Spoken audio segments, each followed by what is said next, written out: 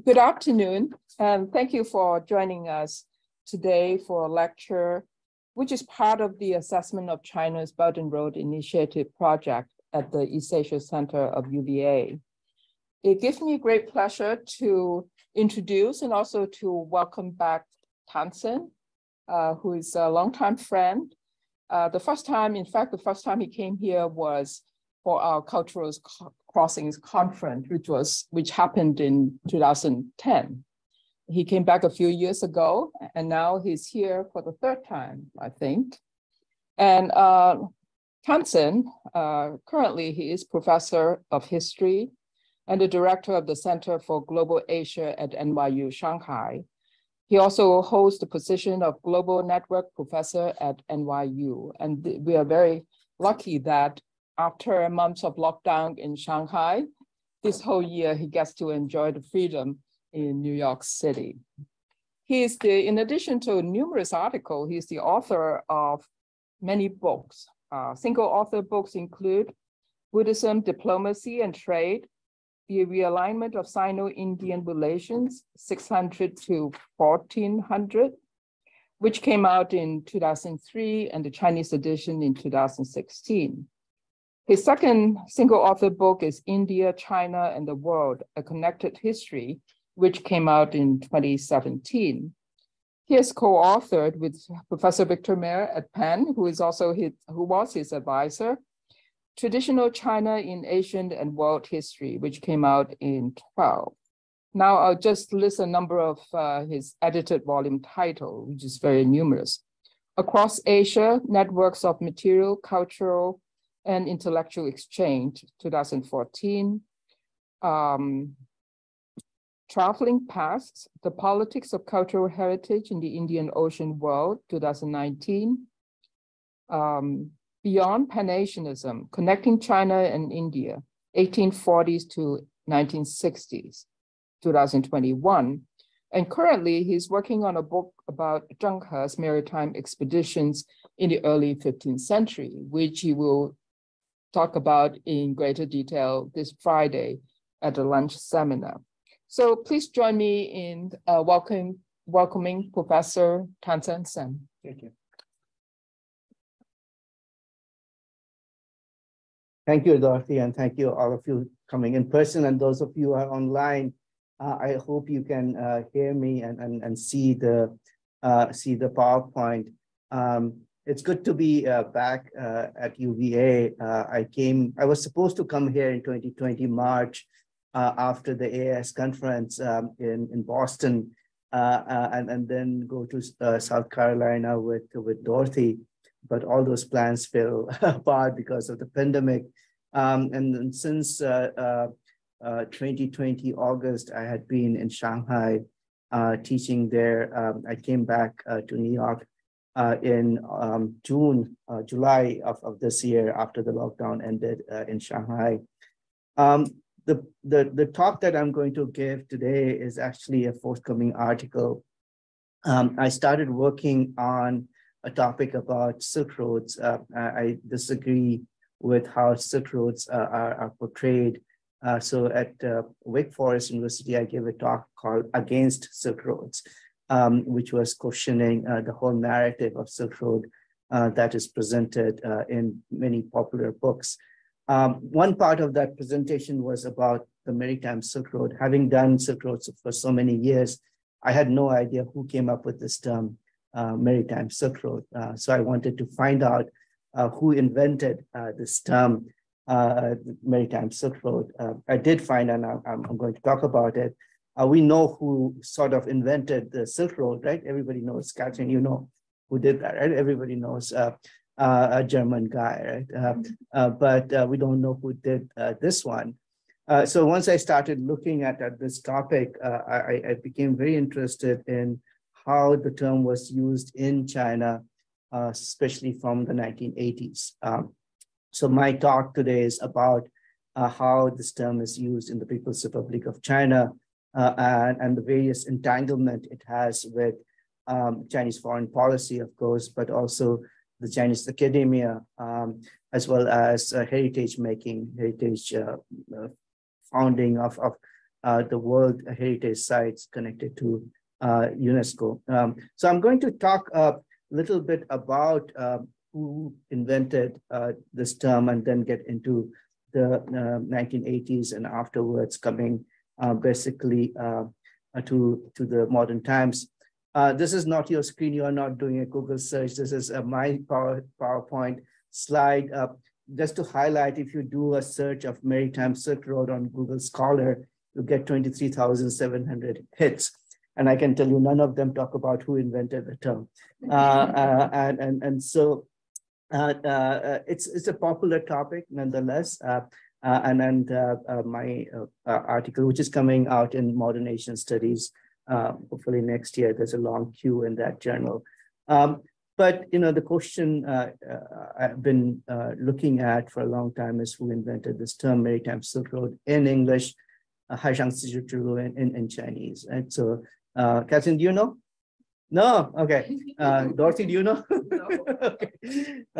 So the issues that I'm going to talk about today, let me just put this thing so that it doesn't. So how and when did this idea of Maritime Silk Road originate? That's one of the issues I'm going to talk about. The role of UNESCO in legitimizing and popularizing the idea of Maritime Silk Road, which from my research was really fascinating to see what UNESCO was doing since the 1980s. The third issue is this Maritime Silk Road and its entanglement with recent PRC history post-reform, that's after 1978. And then the whole issue about whose term is it, right? Maritime Silk Road, is it a Chinese-owned term, whose heritage, because there are interesting heritage issues. But as I finish the presentation, I'll talk about the entanglement with territorial claims that China is making in South China Sea. So it has that kind of political implications as well. So some of the issues that I'm going to argue, there are three main arguments. I'm going to argue that this Maritime Silk Road is a very China-centric term. People who use it perhaps don't realize the emphasis on China. Silk Road also has that emphasis, but this is something that grows out of China and used in China. So it has a very, very strong China-centric impact that we need to know. Now, this evolution and use of the term Maritime Silk Road in PRC since 1980s indicate a multi-layered entanglement between a nation state and the Chinese academia. I was quite surprised how the Chinese scholars who were writing on the topic gradually become, I will argue in this talk, echo chambers of the Chinese party. Basically, what the government is saying, the Chinese academics more recently have been echoing that, and that for me is a bit of a concern. That is taking things away from scholarship that might have existed when the term was used in China in the 80s. Now it's now being used, and perhaps also an important concern is currently used to promote Chinese heritage over and assert territorial claims in the maritime world, particularly in South China Sea. So in many ways, it's related to BRI, although I'm not going to talk too much on BRI. The implications of Belt and Road Initiative is that everything is peaceful and harmonious, and the Maritime Silk Road is supposed to be this peaceful and harmonious pathway. But as I'll try to show that it has a huge territorial sovereignty implications as well. So the term invention that's part of this title actually is inspired by Tamara Chin's very, very good article on the Silk Road. And if you have not read this, I'll highly recommend reading Tamara Chin's article on the Silk Road. And then here she points out that Victor Wen may not be the first person to have actually used the term Silk Road. So we usually say Victor Wen coined the term, but that may not be true. But conceptually speaking, I use the term invention as part of Eric Hongsman's invented tradition. And he has talked about what this idea of invented tradition is. But for him, it's something new. And his idea that invented tradition is something invented recently has been challenged. And instead, I agree more with this redefinition of invented tradition, where Farkas, for example, points out the term invented tradition means rather selecting, choosing, reinforcing, stressing, emphasizing, or institutionalizing some of the existing or old traditions than really inventing new ones. And so in my article, I follow these kinds of ideas that are reinterpretation of Hobsbawm's invented tradition. Some of the other conceptual things that I use in the article may not come up in this presentation, but this is for those who do heritage. These are some important conceptual issues about heritage making and museum effect. For the past 7-8 years, I've been working with anthropologists based in Halle in Germany, and I've been getting the anthropological perspectives of things, and then the heritage aspect comes from that side. I co-edited a book, The Traveling Past, where I was looking at the heritage aspect of actually Buddhism with the migrating community from southern China. It's fascinating to bring in that anthropological, ethnographical perspective to it. But Anna Singh's idea of friction that comes up when cultures meet, when interactions take place, I think is also relevant. We see that in the South China Sea with the use of the term Maritime Silk Road as well. And also Prasenjit Dwara's regime of authenticity that relates to the issue of sovereignty. And so these are some of the issues I talk in the paper, and whenever it shows up, I'll talk about them. The inventors of the Maritime Silk Road, the first part of this presentation, there are 3 parts. This is the first one. So the person who actually talked about something like that was Edward Chauvin. And those of us who do Buddhism would know this French sinologist, Buddhologist. He talked about, in French, of course, a part of the sea kind of a thing. Didn't go into much detail, but he used a similar term all the way back in 1903.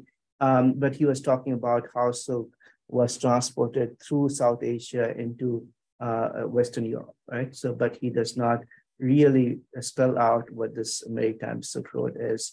But the person who invented it actually is a Japanese scholar, Misugi Takatoshi, who in 1968 published this book on the Maritime Silk Road. In English, it's not called Maritime Silk Road, it's Silk Road of the Sea, Umi no Silk Road. That's what, first of all, put this whole Maritime Silk Road idea into a book form. He went to Turkey, to Istanbul, and he saw Chinese ceramics there, and he became very interested in studying Chinese ceramics and also Persian artifacts present in China. So these archaeologists would be interested in this back and forth. So he was really a person who studied Chinese porcelain, but he still used the term Silk Road, and then he thought this is a better term rather than Maritime Porcelain Road. And then he published a number of other books on this topic. It's amazing the number of books and articles that he has written, and nobody seemed to know him. They know Richtofen, but they don't know Takatoshi.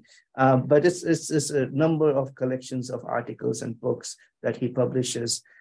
He is most well known, if you do ceramics, Chinese porcelain, on the collection of these Chinese porcelain in Turkey, which if you have not been there, I mean, you can go and see. It's really a fascinating collection of Chinese porcelain.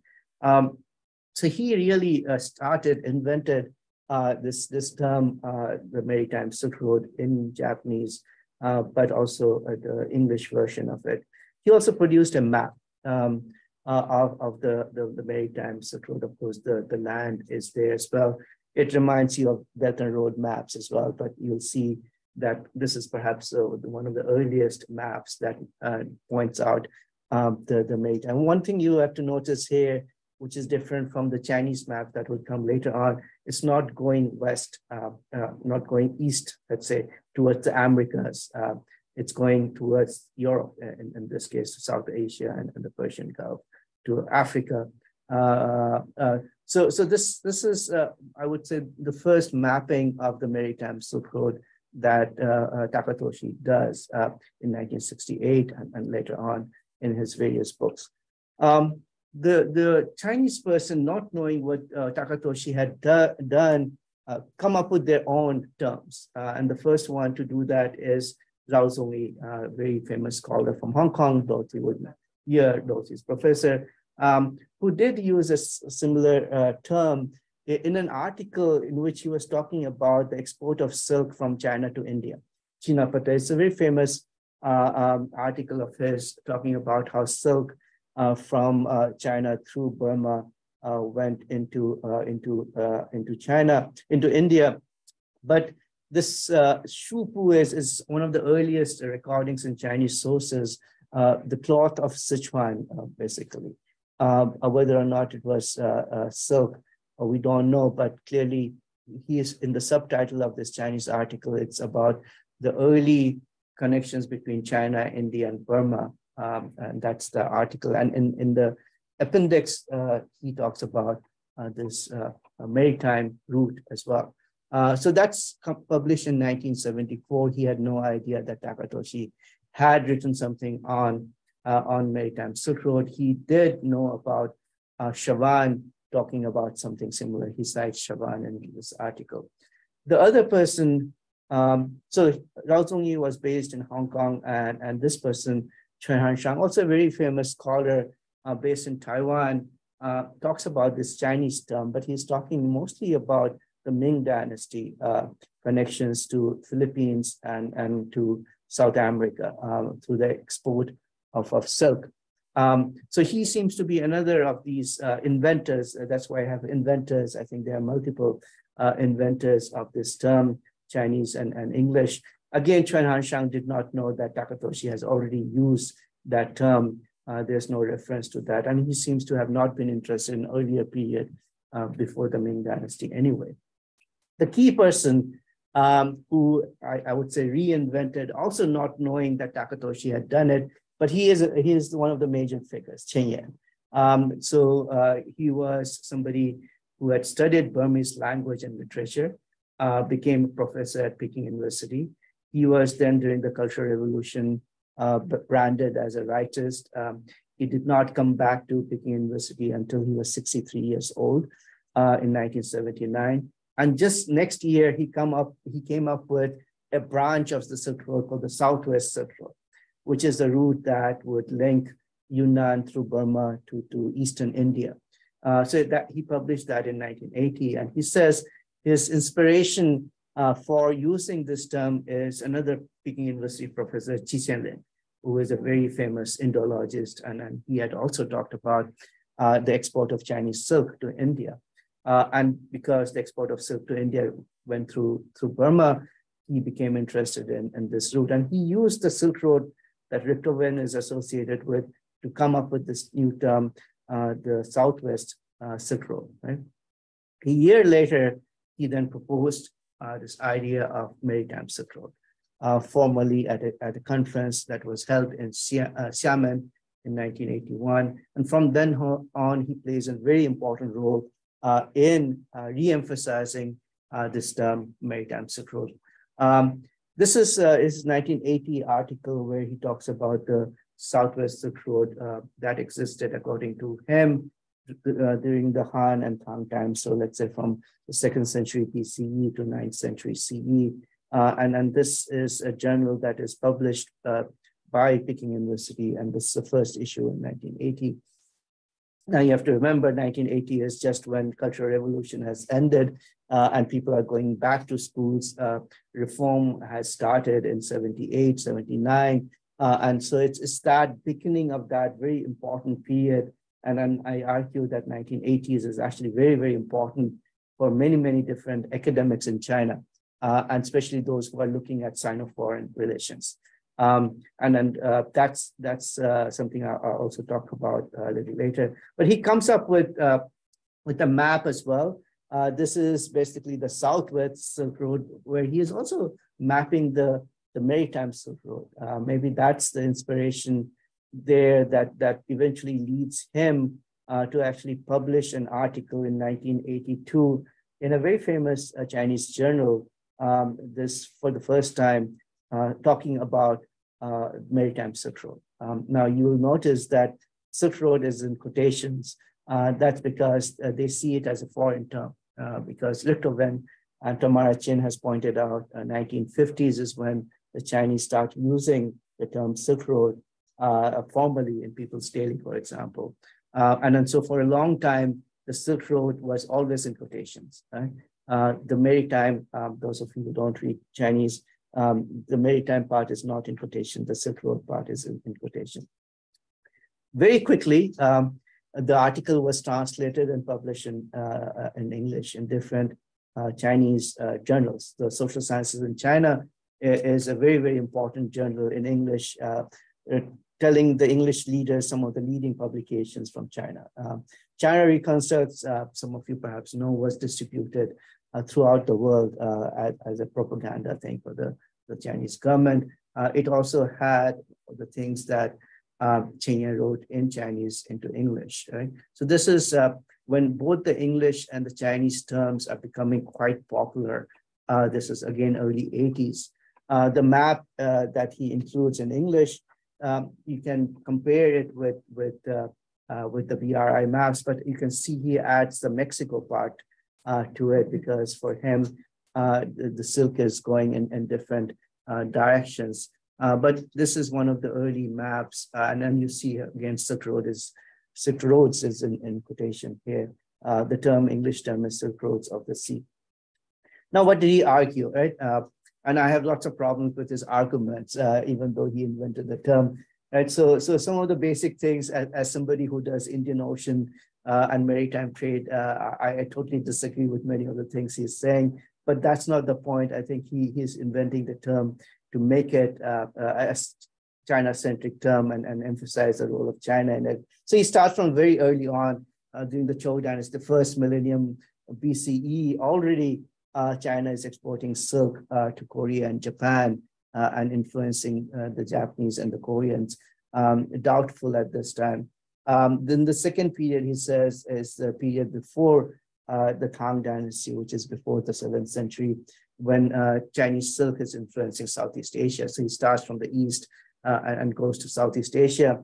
Then he would say the Tang and Song dynasties, so 7th to the 13th century, is when increased production of silk in China is influencing everything else, right? Navigational, shipbuilding, technologies, and so forth, which is again a very problematic argument, because the shipbuilding industry is influenced by Southeast Asia and China. It doesn't come up in the 10th century.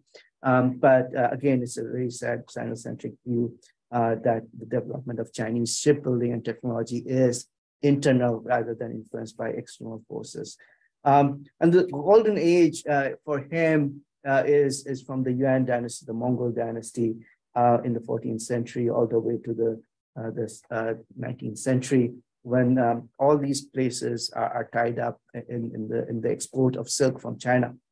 So this is the basis of what I would say the Sino-centric view of the Maritime Silk Road. It's all China influencing everything in the world. So if you really read some of the things that he is saying, that how China dominated the world through the export of silk, you'll see how problematic some of its arguments are, exerted profound influence on the daily lives of the foreigners, right? I mean, then the export of silk enriched and lent beauty to life of people, right?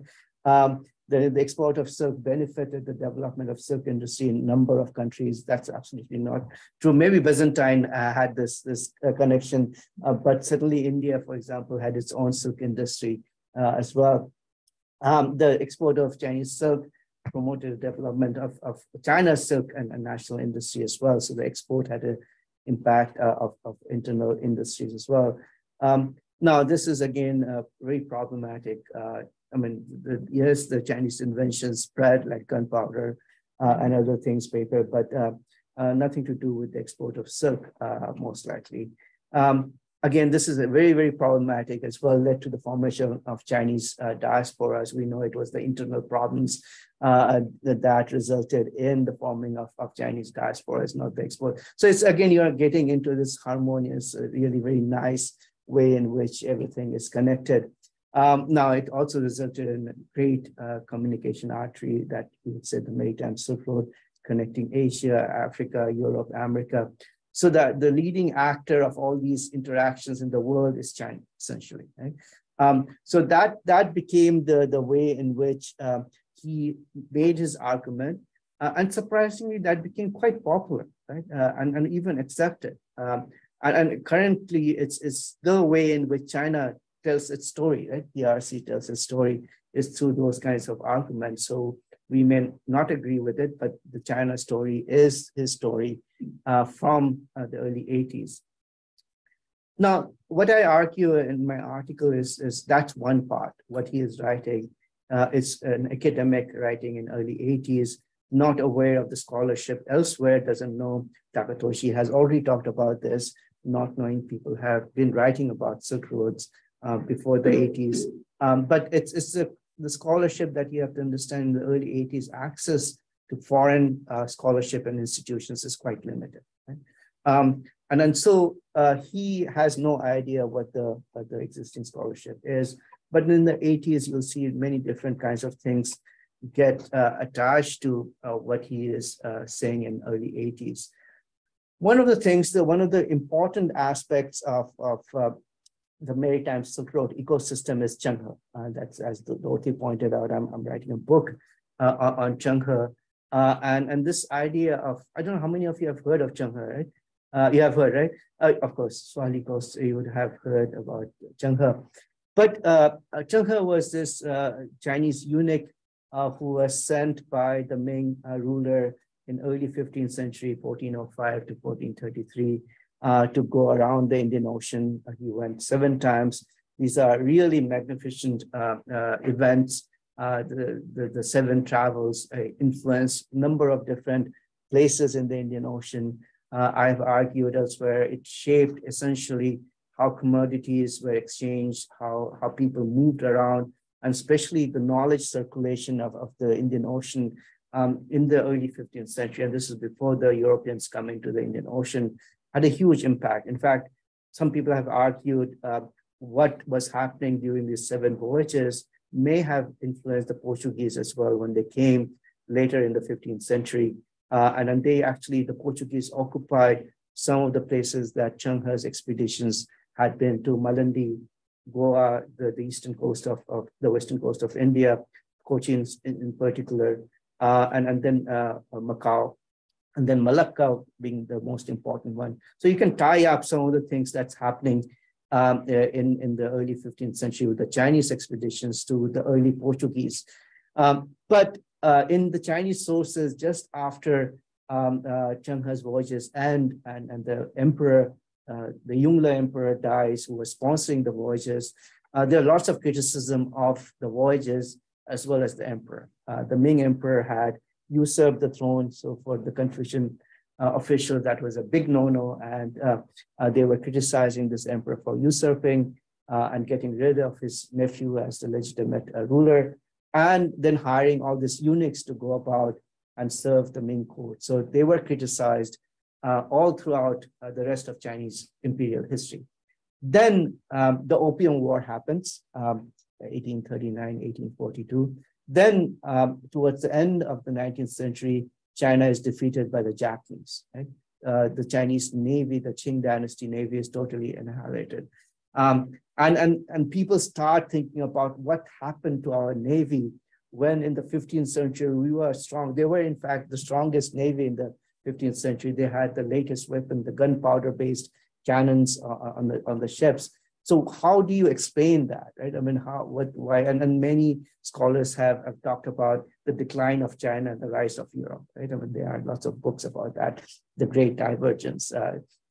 But for those intellectuals thinking about this issue, they wanted to say that, we were unlike the European colonizers. So when Chenghe went out, he was really peace and harmonious person, right? And he, unlike Christopher Columbus and others who then led to the violence against the natives, the Chinese did not do so. Right? We brought porcelain, we brought gifts, we made diplomatic relations.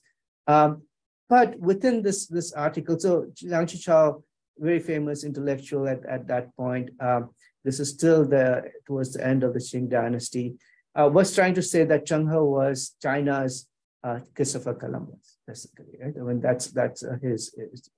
But within this article is a very interesting passage, very difficult to translate, where he argues that in parts of Southeast Asia is actually part of Chinese nation, right? And we have lost it, right?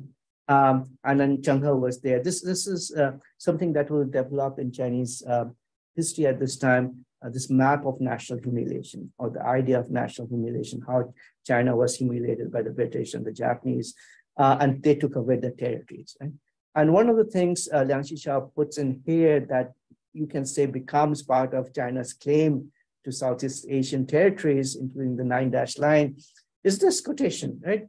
And then this idea about us and them, the white people, and us, how good the Chinese people are. So this kind of a nationalist way of looking at the maritime world starts from this period, and Cheng He is the symbol of that, right?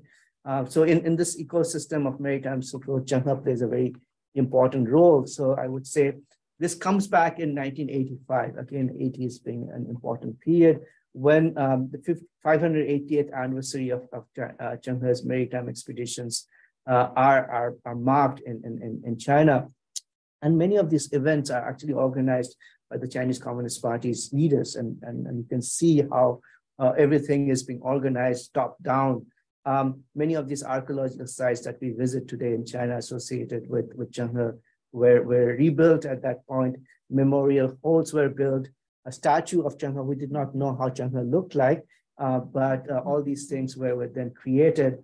Now, various kinds of stamps and calendars and things were created to popularize this notion that Cheng He was really the Christopher Columbus of China. Various kinds of conferences, media activities, TV series on Cheng He, and a documentary called The Maritime Silk Road, directly influenced by Chen Yan. Okay? So between 1981 and 1985, that term has been incorporated in the state propaganda material. Right? Now, what is also very interesting here in 1985, and you have to again realize the reforms included the overseas Chinese, or the Chinese overseas. Right?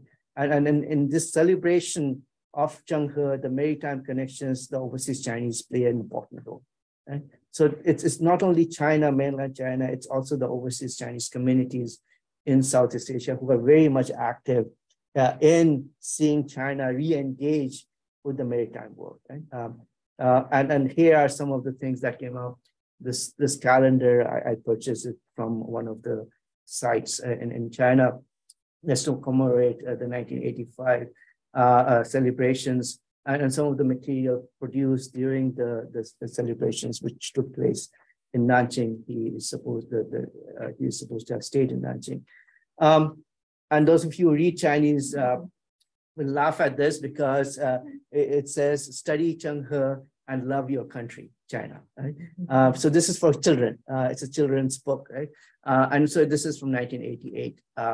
And so you see in the 80s, with the reforms in the background, how engagement, or let's say re-engagement with the maritime world is emphasized. Right? I mean, there's a story to be told that China was not always insular. Right? We had engaged with the maritime world, and now we are engaging it again. So 85, because of that, you have China Pictorial in both English and Chinese versions. You had this term, these kinds of maritime engagements taking place, again, emphasizing we are back. We are back in the maritime world, and we are not a threat. We are peaceful and harmonious. Right? The other thing that happens also in the 80s is the forming of different academic institutions. Two very important academic institutions are established in China in the early 80s. One is an institution to study the connections between China and the foreign world, right? Foreign interactions. This is something many of us do. That institution was formed in 1981, and it brought out its bulletin on what this society, this association would be doing. And some of the major figures, scholars, including Chen Yan, were part of this institution.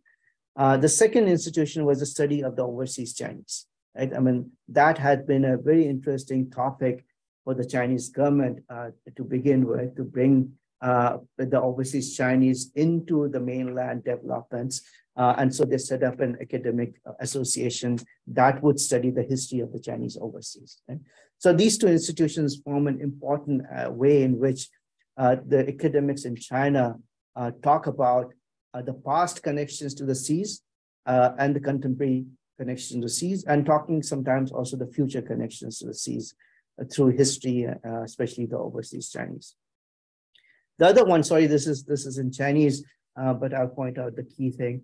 The open door policy supporters in China in the 1980s, because in China, there's a whole debate going on if we should open up or how much should we open up.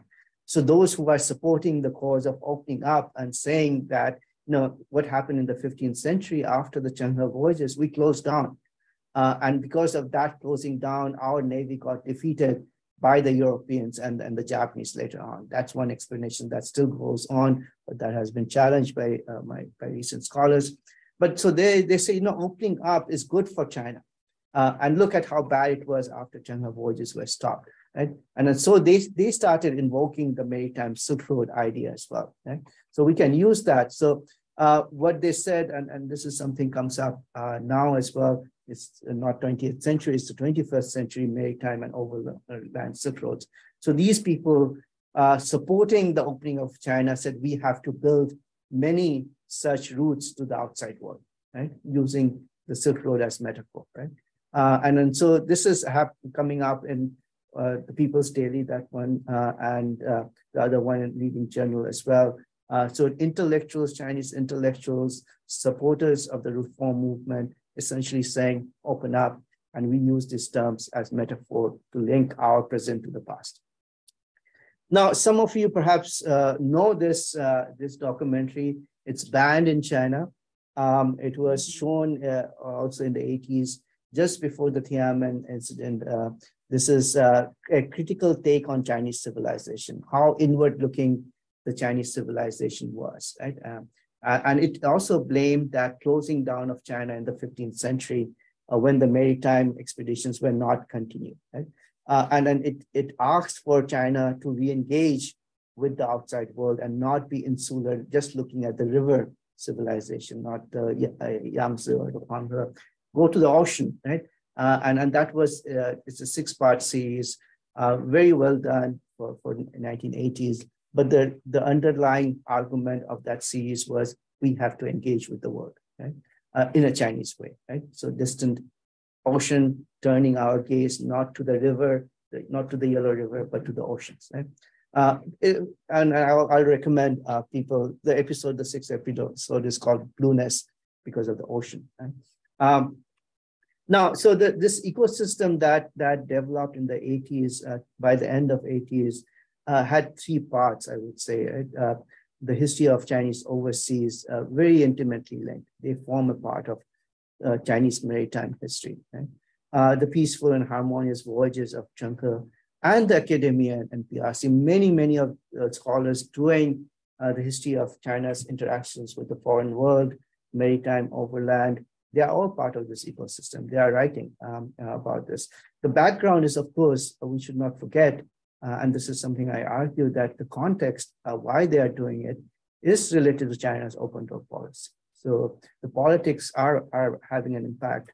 Economic reforms, the special economic zones that are set up was to bring in money financed from the overseas Chinese investment, and they were the ones to come in. So that's the basic ecosystem that developed. It's not just the academics talking, it's also the overseas Chinese talking about the Maritime Silk Road, the officials talking about that as well. So this by late 1980s, just before Tiananmen, 89, it happens. And in this presentation, I'm not going to say what happened during the Tiananmen period. You can ask me, but there's a gap of 3 years, and then we get into 90s. And by that time, something very interesting happens from outside China. UNESCO steps in, right? UNESCO is trying to bring this opened up China into its own agenda of East-West connection, right? UNESCO has been promoting this notion of East-West connection from a long time, 1950s. They organized something as well.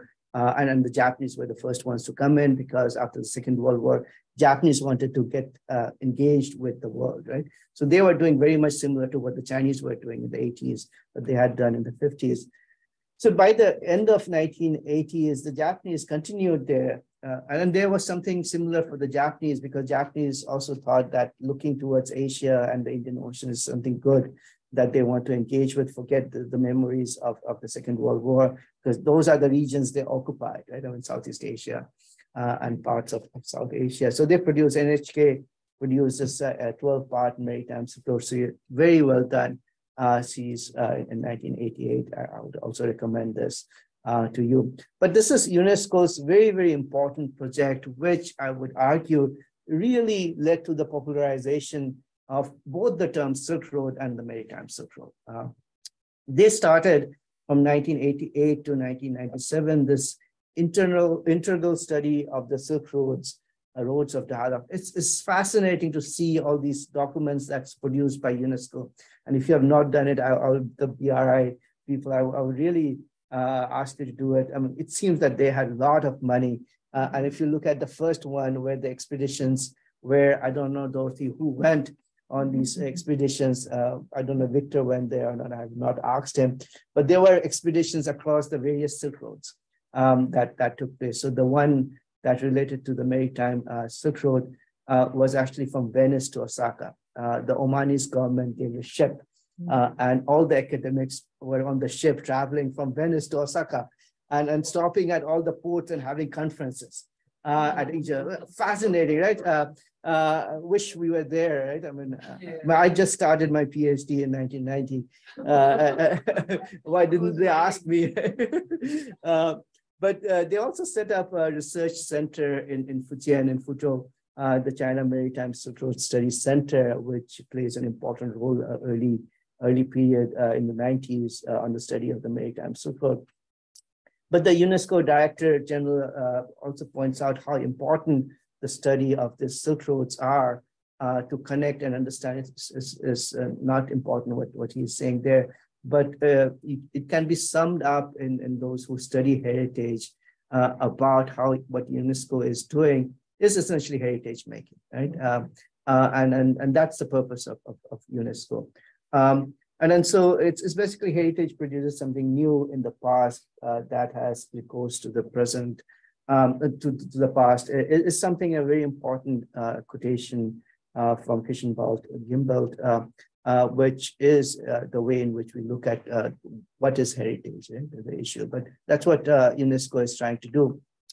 So this is what I find the most interesting part for those engaged in this project, traveling from Venice to Osaka. And then this is, it points out, it's in Chinese, it essentially points out the various places it stopped and the conferences they had at this place, right, on the ship, right? So there are people who have written about what was happening on the ships, on the ship. And you know, there are all these conferences, the conference papers are also in the UNESCO archives. And then there are debates going on with regard to Cheng He, right? One of the Chinese scholars saying harmonious, peaceful, the Sri Lankan scholars saying violence, and they took a Sri Lankan king away and beheaded him. And so these kinds of debates going on. And there are records of that. And I've used some of that in my article. One of this person who wrote about his diary is a very famous scholar of Mongolian history, Liu Yingsheng. He's based in Nanjing. And he wrote about basically a brief note about this travel. The conference in China that the voyage then took place was in Quanzhou. And Quanzhou produced this very important collection of articles. Many foreign scholars, some of them on the ships, some of them were not on the ships, came to Quanzhou and they produced this volume. This is perhaps the first important Maritime Silk Road collection of essays that appeared in, I think, 91 or 92. But this is where you find the early foreign and Chinese scholars interacting on the topic of Maritime Silk Road. Quanzhou, of course, a very important port. I'll come back and tell you, but this is one of the major, and you can see the UNESCO symbol because it's a UNESCO conference with a lot of money and foreigners are coming together. Cheng Yan was also there at that conference, and Takatoshi was at the conference in Brunei. So they did not meet, but they attended different conferences as part of the UNESCO. So UNESCO is basically bringing all these scholars together. So that's a major contribution. Part of UNESCO's contribution is also this journal that came out from Fujian. And this is an important study about Islamic culture in China, especially in Quanzhou. The scholar who edited this is a very famous scholar of Islamic tombs in Quanzhou. So this is perhaps one of the first publications, special publications on the Maritime Silk Road. It's called the Maritime Silk Road Route Studies. Cheng Yan, on the other hand, becomes very nationalist, very much concerned about the term, right? And so he brings all his publications together in this 1996 publication. It's basically his collection of his articles, various articles he had written. He adds a preface where he displays very nationalistic tendencies, right? So he says, as he participated in these events organized by UNESCO, he says, I felt deeply that this research on the Maritime Silk Road should be taken up urgently by Chinese scholars, because it is part of the glorious history of the Chinese nation. The Chinese people certainly have the right to articulate on the topic, and therefore it ought to be written about by the Chinese. He, in fact, then says, oh, I know Takatoshi had written something about it, but all these Japanese scholars, they use Chinese sources to write about China. But that's why what we should be doing and not let the Japanese do it.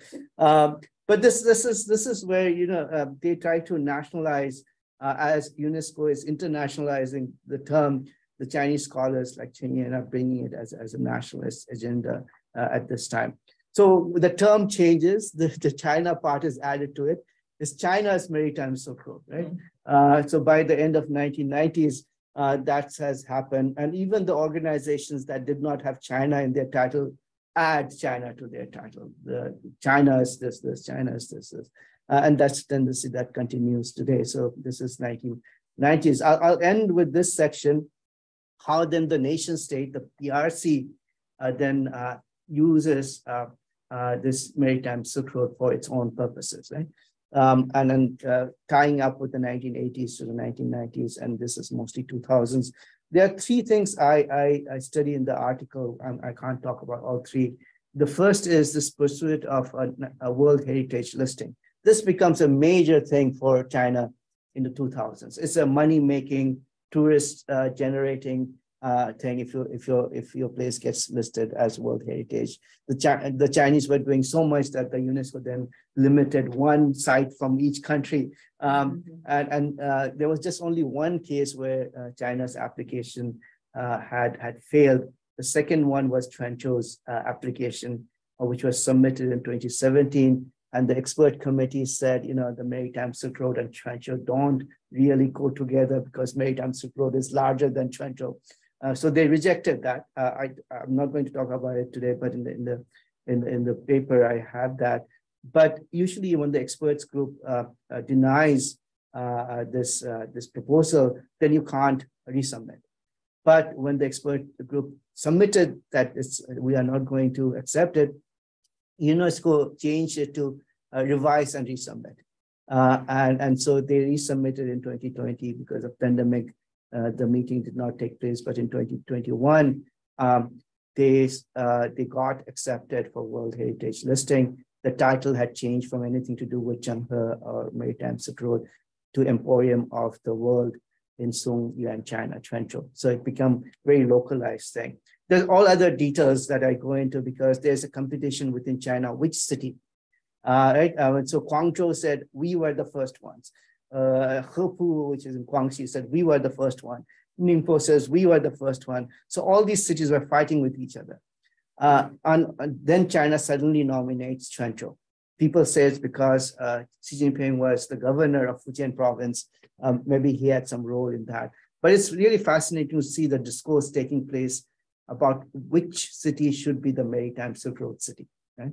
I'm not going to go into that. The second thing I'm also not going to go into is this, all sorts of exhibitions and performances take place on the Maritime Silk Road. And it's very fascinating to see those kinds of actual production in arts, museums having exhibitions on this topic and so forth. What I'm going to talk about is this underwater archaeology and territorial sovereignty in South China Sea. That's the third aspect of the nation using Maritime Silk Road.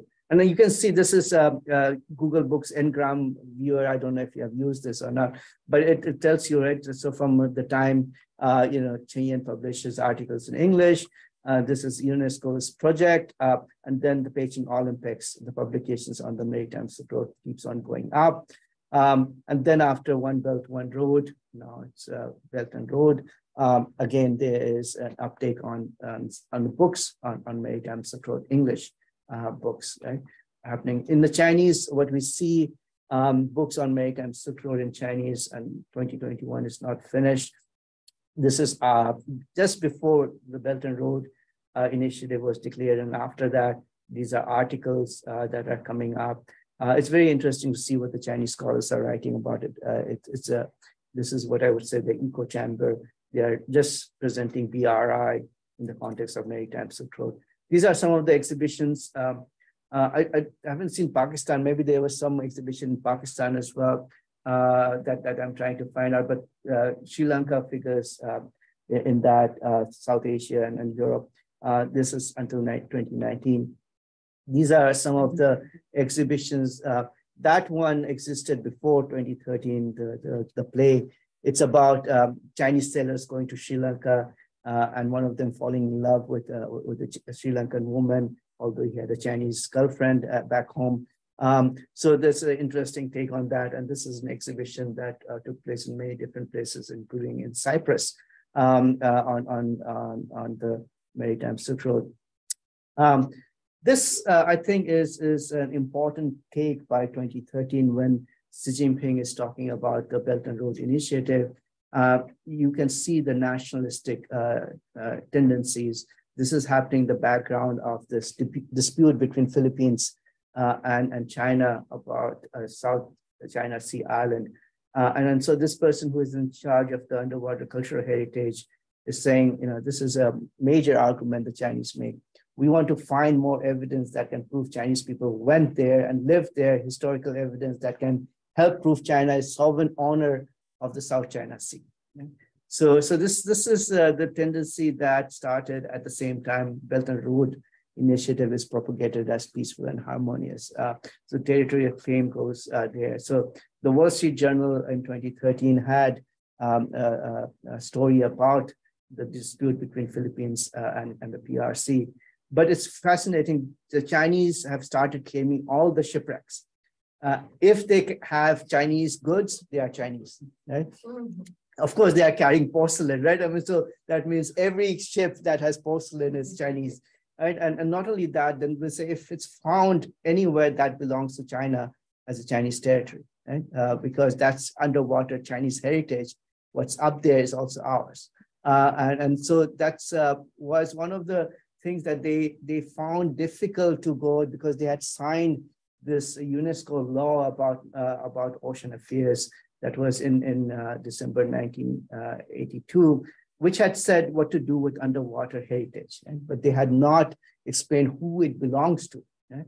And so there was a new one, a convention that took place in 2001, which clarified that there should be shared heritage, right?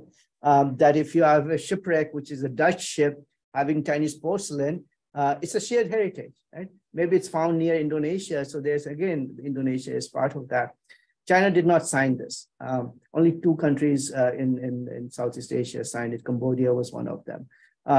But this was one of the contexts within which the dispute between China and Philippines over the Scarborough Island, very small rocky island, was taking place, where the Chinese government, in response to Philippines' case against them, said that China has indisputable sovereignty over South China Sea islands and the adjacent waters. Chinese activities in the South China Sea date back to over 2,000 years. That's using the past for political claims.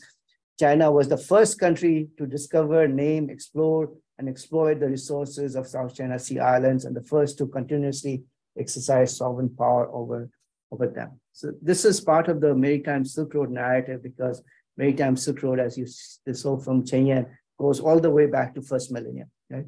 And then he would say that from then on, silk, China was there, right? So it has now become a way in which you use that history to claim territories.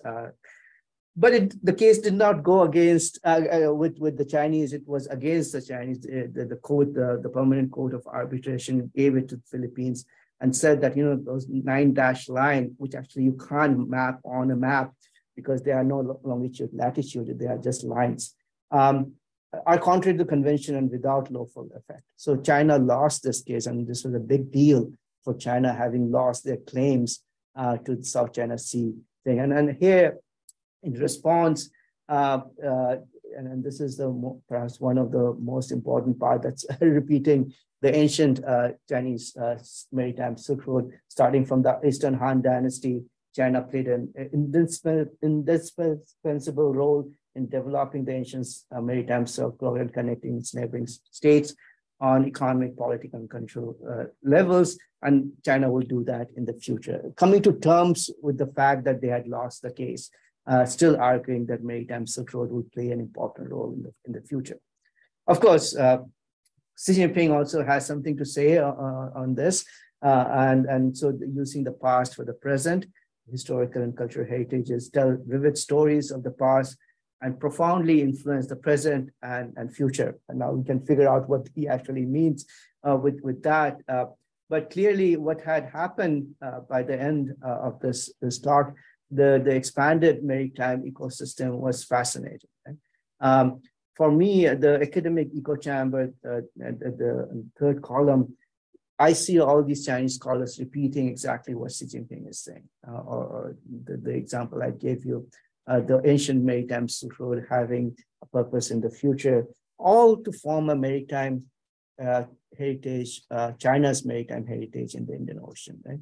And then many of the times, all these ecosystem parts are coordinated with each other: underwater archaeology, museums, performing institutions, coastal cities, provinces, territory claims. So these are the background of how we must see the Maritime Silk Road.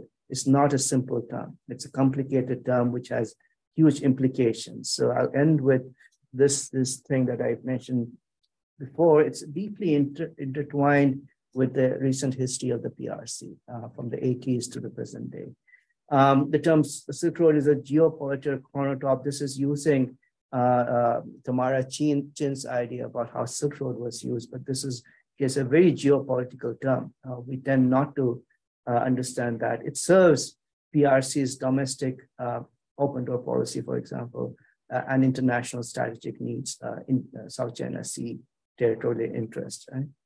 The study of Maritime Silk Road indicates this multi-layered entanglement between the PRC academia, coastal cities, museums, performing institutions, and the nation state, with UNESCO as well, which plays an important role since the 1980s, that were instrumental in constructing and promoting a China-centric history of the Indian Ocean interactions.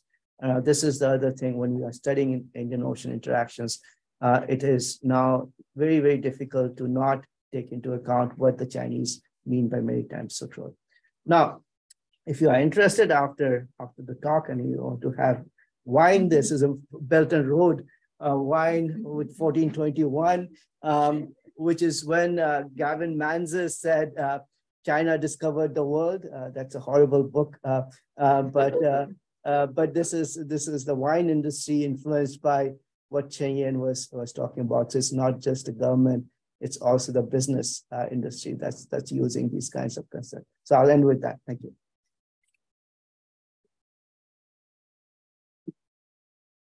So what should I do?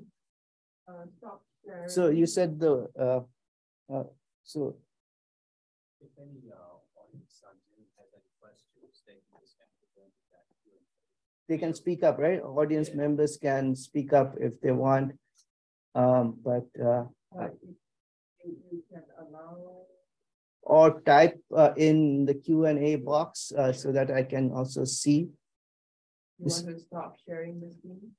Yeah, I can stop sharing. Oh, let's stop sharing. There you go. Right. I can see the participants now, can I? Oh, can't see them. Okay, attendees. So I see Clara is there. Yeah. Okay, may I start with one question? Yes. Okay, thank you very much for this historical review of the terms. I learned a great deal, but I just want to ask a simple question. Yeah. Well, China is land bound, except for on the eastern side and the southeastern side, whereas India has coasts on both the eastern and western side. And we know that since ancient times, Indian merchants have been engaging with trade both eastward and westward. So being a historian of both India and China, I would ask you, what is the response from, let's say, the Indian government and academics in India to China's assertion of its sovereignty and the monopolizing the ocean with a very Chinese-centric notion?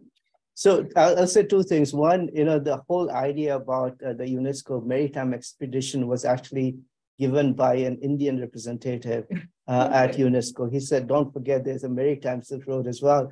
So the Indian plays an important role in asking the UNESCO to focus on that.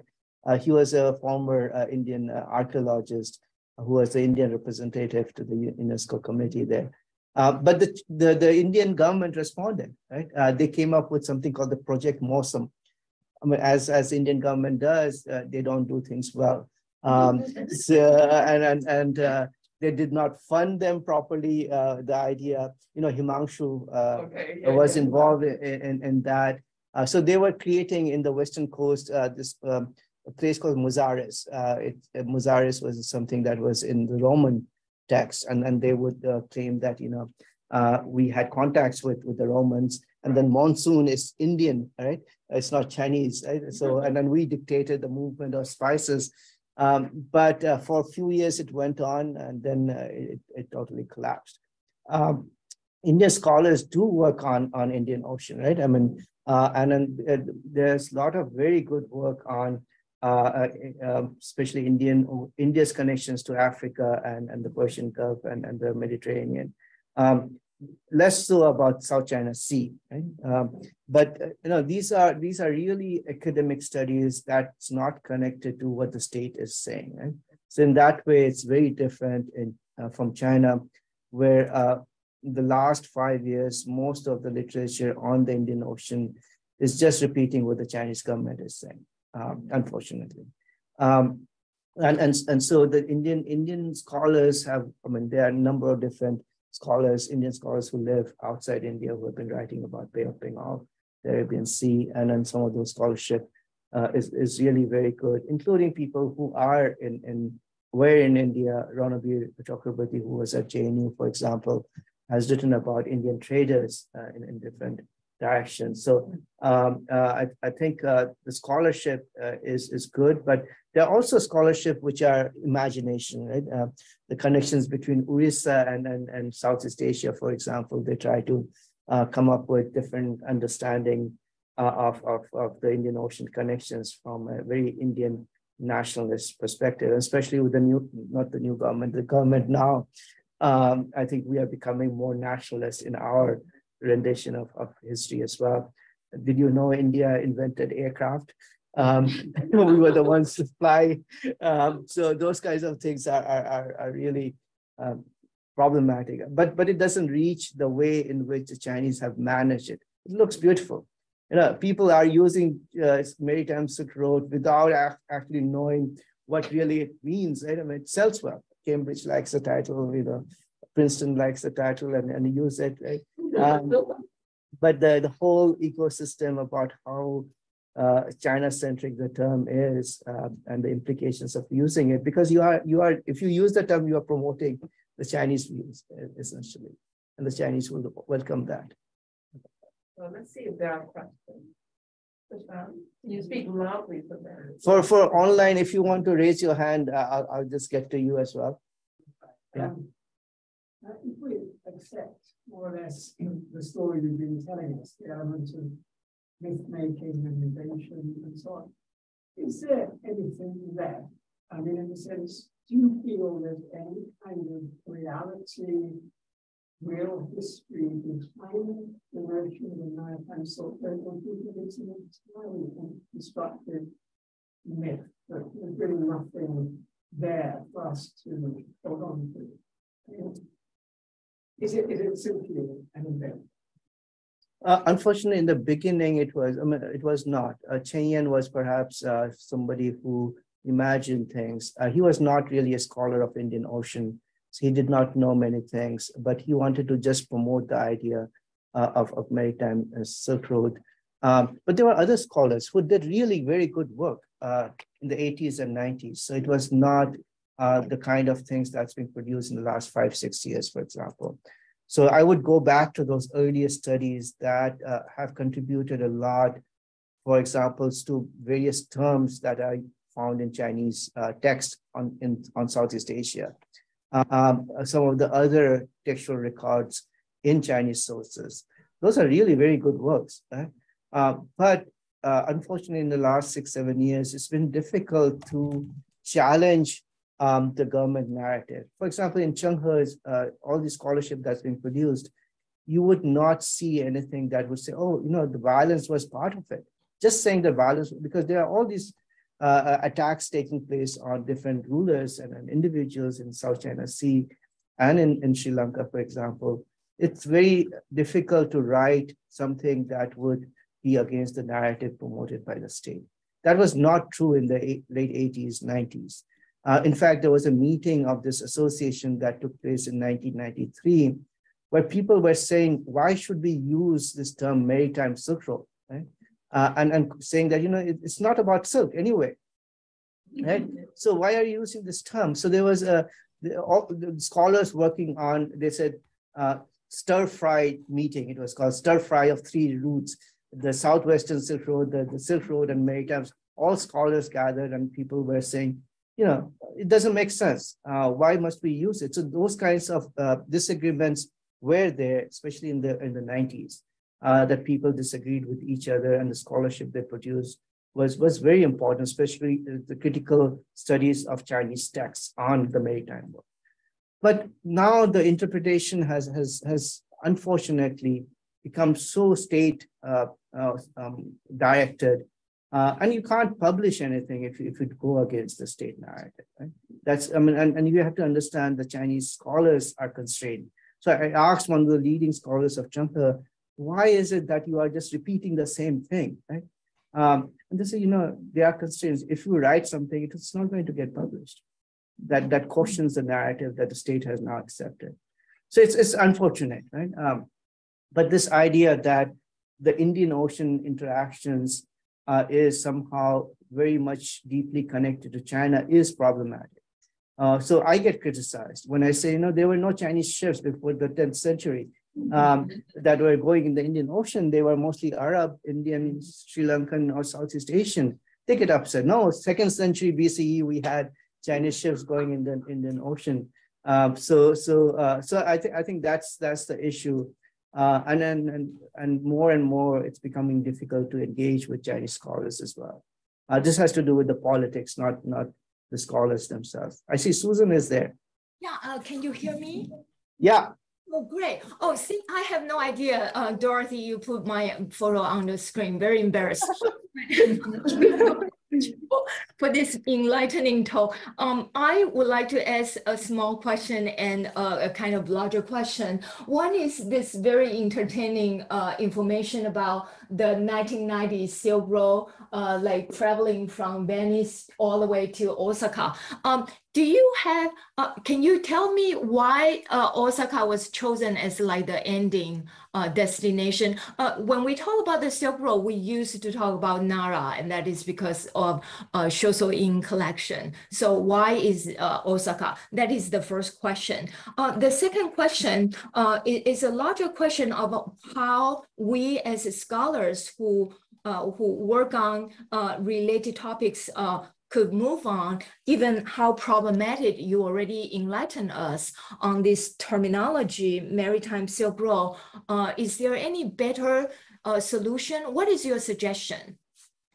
Thank you. Yeah, so the first question, Osaka, because they were picking port cities where they would get down and have their conferences.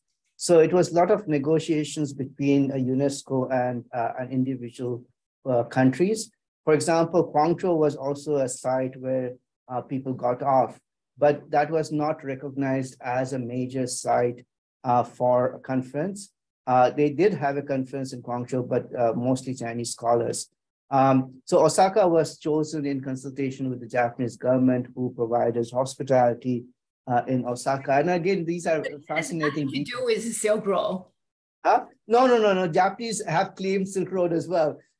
So before the Chinese came to the scene, Shoso-in, as you pointed out, Shoso-in is a way in which they have been claiming their Silk Road heritage, not only overland, but also maritime. So Takatoshi was involved in that because he is the inventor of the Maritime Silk Road thing, right? I mean, in 1960s.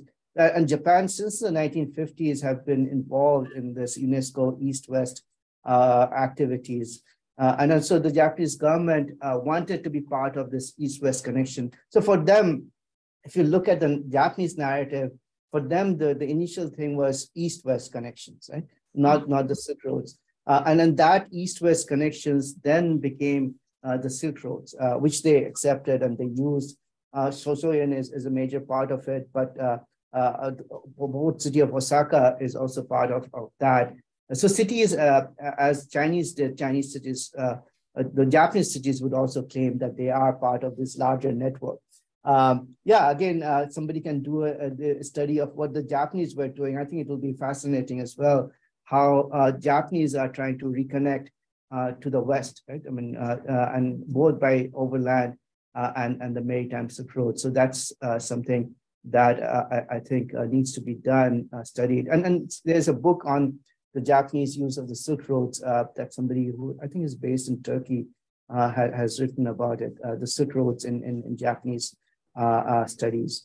About your second question, so my initial study that led to this paper was actually about how must we look at the Indian Ocean connections, right? Without using the term Silk Road, because Silk Road really does not do justice to the diversity of commodities that were traded in the Indian Ocean, right? It highlights one commodity that perhaps was important for the overland, but not certainly for the maritime part. So I think using those kinds of one commodity-based naming sounds good for publication purposes, but it does not reflect the complexity of the Indian Ocean connections. I use this term called meshwork, again, an anthropologist has devised it, to see that there are no clear-cut connecting points, right? A simple term for maritime would be maritime connections or Indian Ocean connections without naming any particular country or city or commodity, right? So why not go with that? Why do we have to use, I mean, this relates to the overland as well. I know, Susan, you are doing Silk Road things, but overland as well, right? Must we use that term Silk Road or Silk Routes? Are there other ways in looking at that connections? I think it gives us ways to look at and acknowledge there was more than silk involved. And again, silk is a very elite commodity. Right. There are all these other commodities going on that we tend to neglect between different places. But then there's also the migration of people, the nomadic people who are moving around. So I think what Silk Road studies have done, unfortunately, has created this publication industry, right? Which likes to use these terms, and we end up using this term. I'm reviewing a book which is called Silk Road, Maritime Silk Road now. And so I think we have to start now talking about alternate ways in which we use the terms. And then I don't know if you agree with that or not, but I think at least we should attempt to do it. I think it's a very thoughtful answer. And like you say, now most scholars are aware of the problematic of the term. And my current research look at the circulation of Buddhist books, for example. So I kind of took the cue from the Silk Road to talk about book roads, but even book roads is a kind of, metaphorical concept. There are people traveling that support the circulation of book and so on and so forth. So thank you so much. I will. Thank you, Susan. Clara has a question. Clara, you want to? Hi. Hi, can you hear me? Yeah. Go ahead. Thank you. Thank you so much. Yeah, I just have a follow-up question in terms of some occasionally when we talk about the developments of Buddhist arts or Hindu art in Southeast Asia and its connections with India, like we also see this usage of term like the Maritime Silk Road for like to characterize the interaction in that region between those regions. So I just wonder your thoughts on like what's the benefits or the disadvantage of using that this term in that context. Yeah, I mean that's part of the BRI where one of the major battles between Chiang Ching-kuo and one of the local Chinese took place, and he was taken to Nanjing and decapitated. But Indonesia has followed up with BRI, and they have started using the Chinese narrative. Sri Lanka does that too. So I think this is so one of the things that has happened is when the Chinese use the narrative for their heritage purposes, foreign policy purposes, other states also see an opportunity to link up with China through that terminology, Maritime Silk Road. So if China was part of it and you are coming to Sri Lanka, we are also part of it. We are happy to do that. But they are not interested in history, Claire. Right? And I think this is a foreign policy related use of terminology rather than really looking at the history behind this term or what actually happened during a particular time of the history that we are talking about. Yes, I know Indonesia uses that. Indonesia also has, this is something we'll talk about when we talk about Chiang Ching-kuo. There are Chiang Ching-kuo mosques in Indonesia, which are also from the 20th century. And then they created the descendants of Chiang Ching-kuo, a eunuch in Southeast Asia for establishing these things. So why, I mean, that's an interesting part of the study that needs to be done is why do the other states, not Chinese states, communities use the Chinese terminology? It's easy to use, right? I think it's a neat thing, and we fall into that without questioning the actual history behind that. So as I was saying at the very beginning, there are 22,000 hits on Maritime Silk Road. Not one person really talks about the origin of this term, right? And the complexity of this term. I think that's the most important. It's not who invented it, but the complexity behind the use of that term. And those terms matter, there are certain terms we can't use today. They have a different history that relates to race and things. But even for these kinds of terms, there's politics behind it, right? And I think we should be aware when we use these terms that they can be misused, or our work when we use those terms can be misused, right? So I think that's a problem. Thanks. There's a question about, is some kind of armed conflict imminent? I don't know, I'm not a political scientist. When it happens, I'll study as a historian.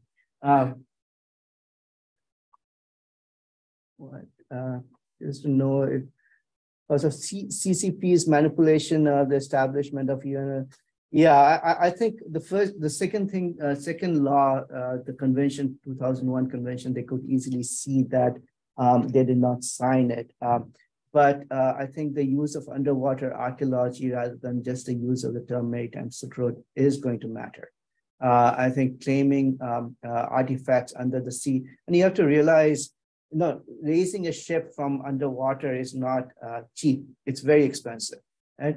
And under the law, only states can do that. So the very famous wreck, the Belitung wreck, was actually raised by a German company, and UN did not like that.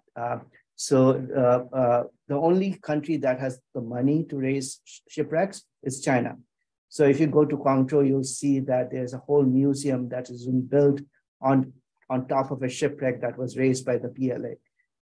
So yes, I mean, identifying and then doing research on those underwater artifacts is quite important, and China is leading it. In my paper, I talk about how this field of underwater archaeology really develops in China, which again is fascinating.